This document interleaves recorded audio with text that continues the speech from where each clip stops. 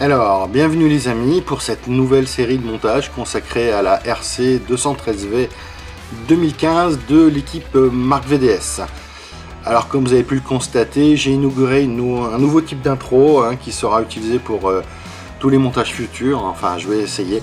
Allez, on va commencer tout de suite avec la présentation de ce qu'il va nous falloir. Donc bien entendu, pour faire ce montage de la RCV Mark VDS, il va nous falloir pour commencer le kit Tamiya, donc alors Marc Marquez, mais là c'est pas la déco qu'on va faire, donc ça je le présente pas, c'est un kit bien connu.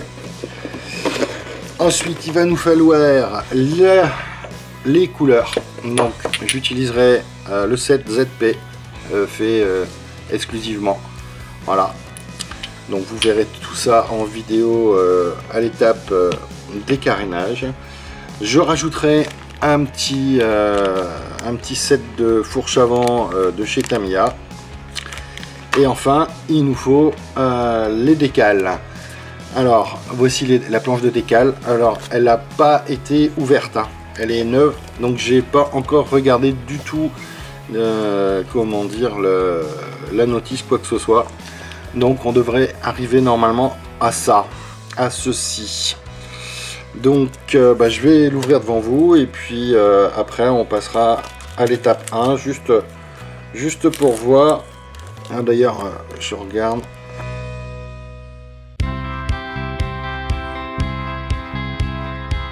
Donc c'est la marque Pitwall. J'ai eu des bons retours, c'est la première fois que j'utilise cette marque, mais j'ai eu des bons retours sur le net.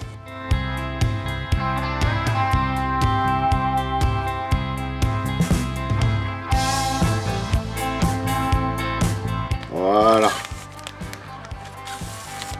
Tac. Donc on a la planche qui ma foi c'est du cartographe, donc c'est bonne qualité. On a donc les templates pour je pense les différentes couleurs et la notice des décales. Bon, ça me paraît bien fait tout ça, très bien fait même. Bon, du bleu, du gris, ouais, le noir. Wow. C'est pas très expliqué au niveau des couleurs, mais bon, quand on y sera, je trouverai bien la solution. Donc ça, je vais ranger.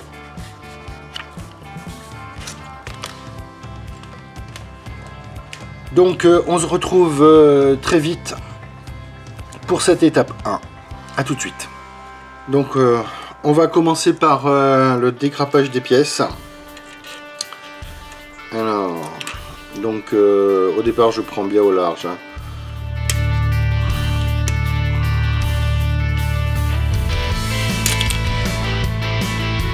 Bon, je vous montre juste sur une comment je fais ça. Je reprends plus proche.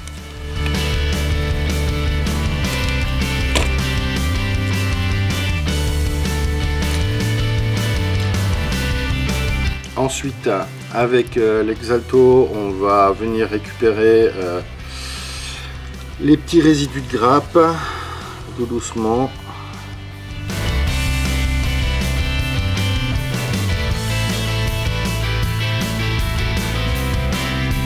Et un petit coup de lime ici. Alors par contre, pour les pièces rondes, on va utiliser plutôt des pads pour que ce soit plus doux.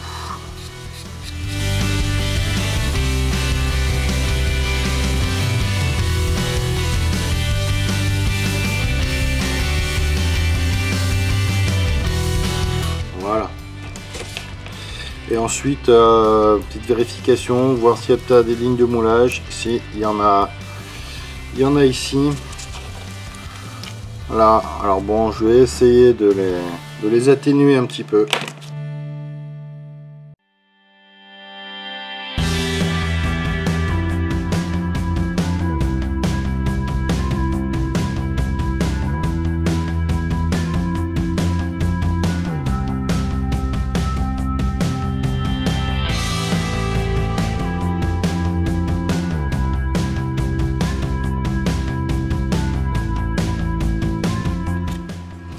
Bon, c'est fait partiellement, hein, parce que de toute façon c'est une partie du moteur qu'on voit très peu. J'espère qu'il n'y a pas trop de surexposition. Tout ici, non, il n'y a pas assez de lumière. Donc j'ai enlevé en gros sur cette pièce. Donc je vais faire les autres pièces de mon côté et on se retrouve une fois que toutes les pièces sont préparées. À tout à l'heure. Voilà, toutes les pièces ont été préparées, montées sur des cure-dents avec soit un petit peu de gomme mie de pain, soit en utilisant les orifices des pièces, en n'oubliant pas de sectionner la pointe du cure-dent afin de bien s'assurer que la peinture puisse aller partout où c'est important, et cette pièce montée sur une petite pince croco. Bon, on va passer ça à l'après, je vous montre ça.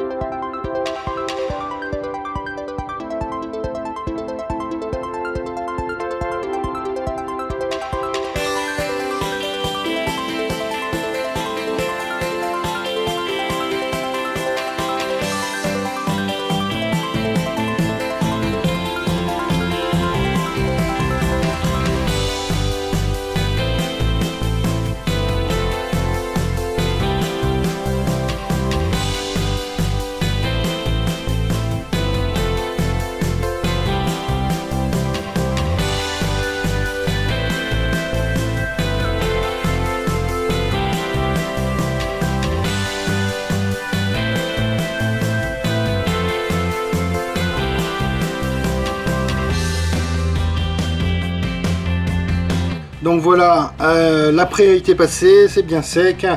Donc j'ai séparé les pièces en deux parce que ces pièces-ci doivent avoir du XE11, donc du brillant. Donc elles vont recevoir une sous-couche noire brillante. Donc je vais utiliser du base noir brillant de chez Alclad. Et ces trois pièces, elles par contre doivent être en mat. C'est du XF56 il me semble. Donc elles vont recevoir elles une base mat. Allez, je passe ça tout de suite.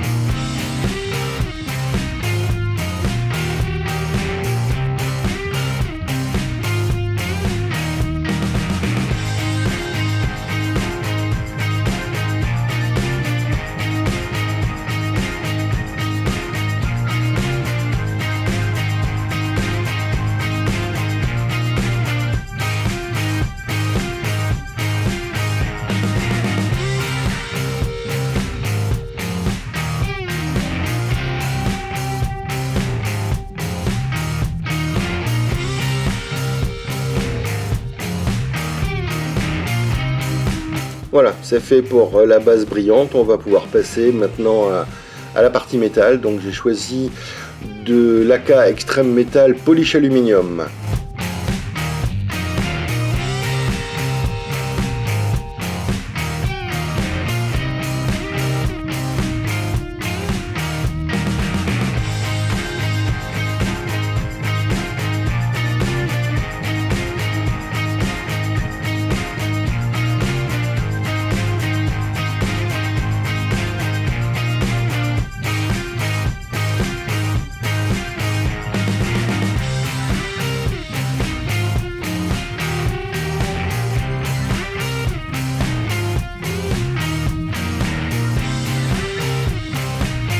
On passe ensuite à la cloche d'embrayage, donc ce sera de l'AK Extreme Metal Gold.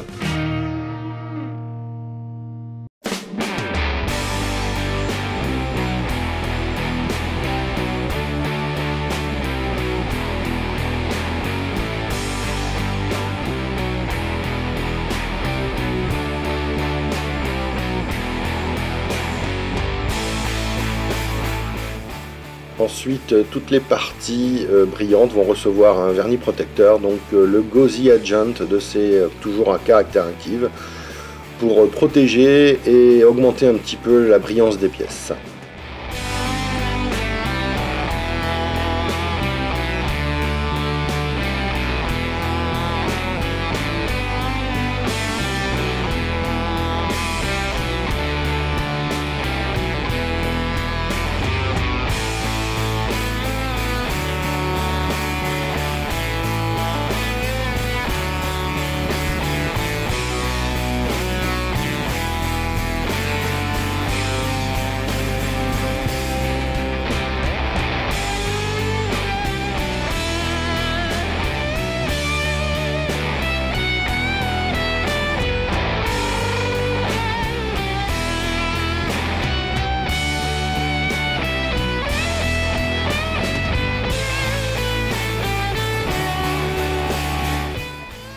Donc la partie brillante est terminée.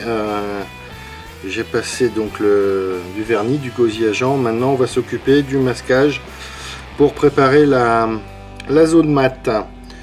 Alors je vous ai épargné la partie masquage parce qu'elle a été longue et fastidieuse. On va directement passer à l'application du XF56 en fait de chez ZP. Après avoir passé un sous-couchage en noir mat, une fois que donc c'est masquage, noir mat, couleur.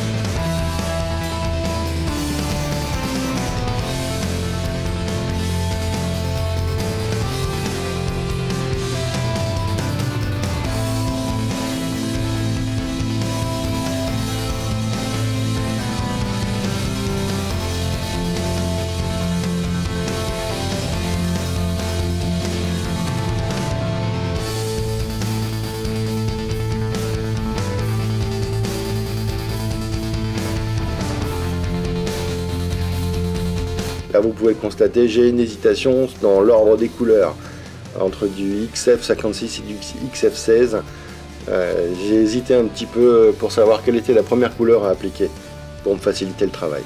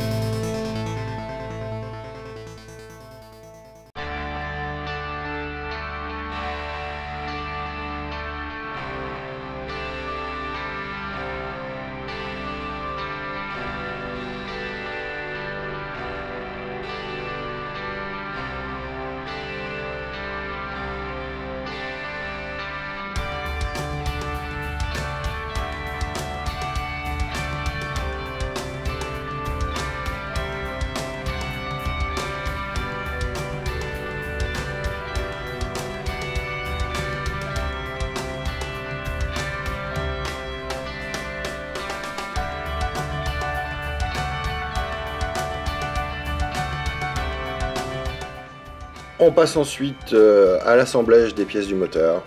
Et là, pas de surprise, hein, c'est du Tamiya. Ça rentre comme papa dans maman, hein. Nickel.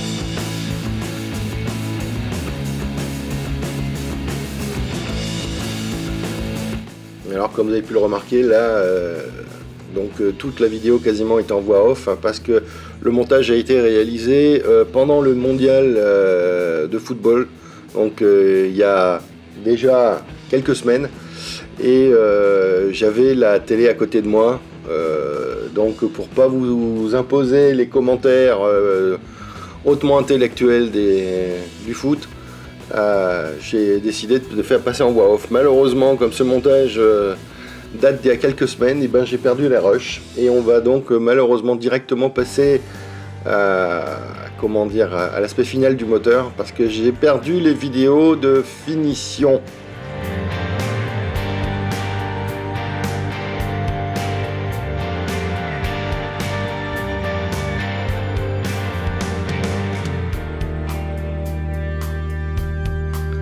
je reconnais, cette vidéo est pas passionnante, puisque bon, c'est le montage moteur, hein, c'est toujours l'étape un petit peu chiante à regarder sur un montage moto. Donc on se retrouve rapidement pour la suite de ce montage. J'espère que vous avez aimé, et puis je vous dis à très bientôt. Allez, à ciao!